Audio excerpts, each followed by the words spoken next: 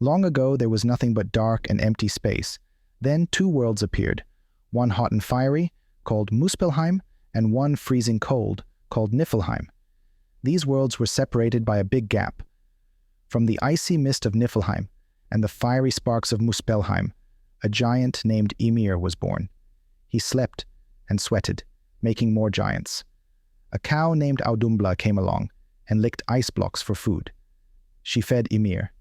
Then, a powerful god named Buri popped out of the ice she licked. Buri had a son named Bor, who married a giantess named Bisla. They had 3 sons, Odin, Vili, and Ve. These sons didn't like Ymir, so they killed him. With cunning and strength, Odin and his brothers slew Ymir, causing his blood to gush forth in a great flood. From this flood, the seas and oceans were formed. Ymir's vast body became the foundation of the world. His flesh became the earth. His bones turned into mountains. His hair transformed into trees, and his skull became the overarching sky. The gods took 2 trees, an ash tree and an elm tree, and from them they fashioned the first man and woman, Ask and Embla. Odin, the Allfather, breathed life into them.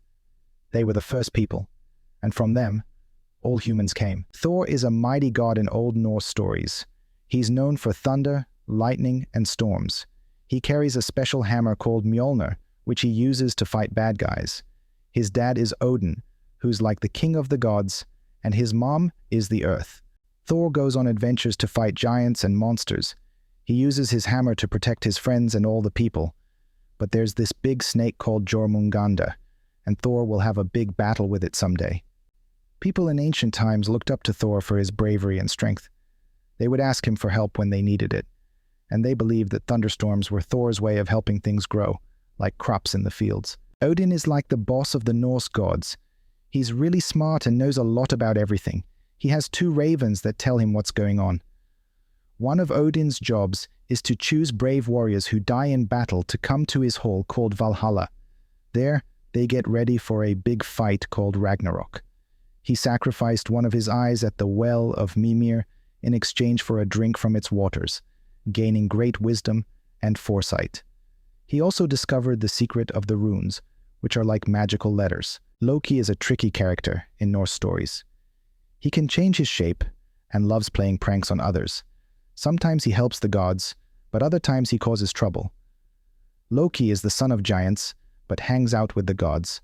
But his mischief can cause problems, like when he accidentally caused the death of Balder, a beloved god.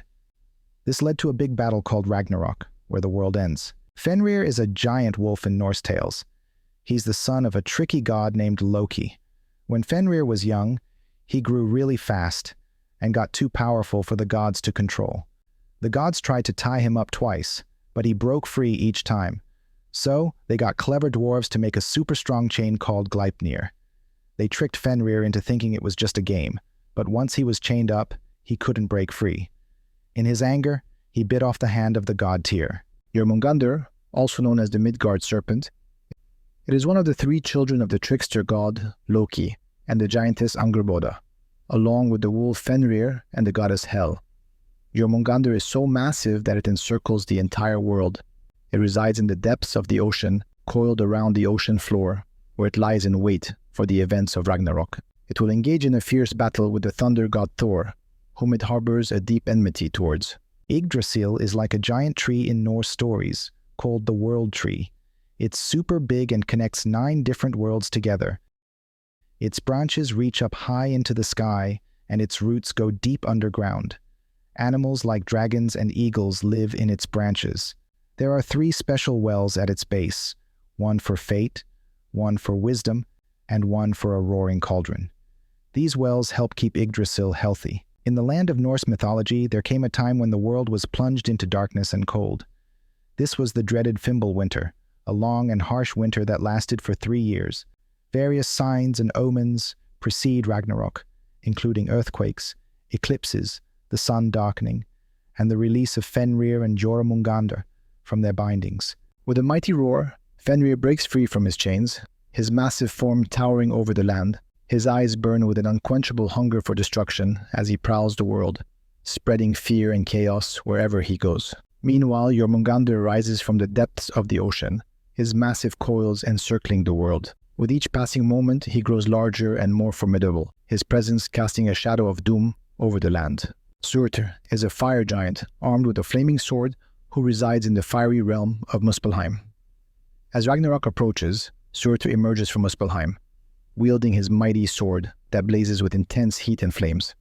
With each step he takes, the earth ignites and everything in his path is consumed by fire. Odin the Allfather faces off against Fenrir, the monstrous wolf and son of Loki. Despite Odin's wisdom and bravery, Fenrir overpowers him and ultimately devours him, fulfilling the prophecy of Odin's death. Thor, the thunder god, confronts Jormungandr, or Thor wields his mighty hammer, Mjolnir, against the serpent's venomous coils, creating seismic tremors with each blow, sending the serpent crashing to the ground. However, as Jormungandr falls, its venomous fangs sink into Thor's flesh, injecting his deadly poison into the god's veins.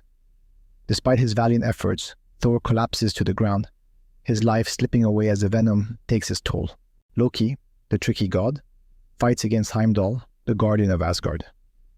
Loki tries all sorts of tricks and lies to defeat Heimdall, but in the end it's Heimdall's dedication to his duty that helps him win the fight. The battles are fierce and brutal, resulting in the deaths of many gods and heroes. Ultimately, the world is consumed by fire, as the fire giant Surtur wields his flaming sword, engulfing everything in flames. Yet, from the ashes of the old world, a new world arises, fertile and green. A new generation of gods emerges to inhabit the rejuvenated world, signaling the cyclical nature of existence in Norse mythology. Thus, Ragnarok represents not just an end, but also a beginning, a chance for renewal and regeneration in the eternal cycle of life and death.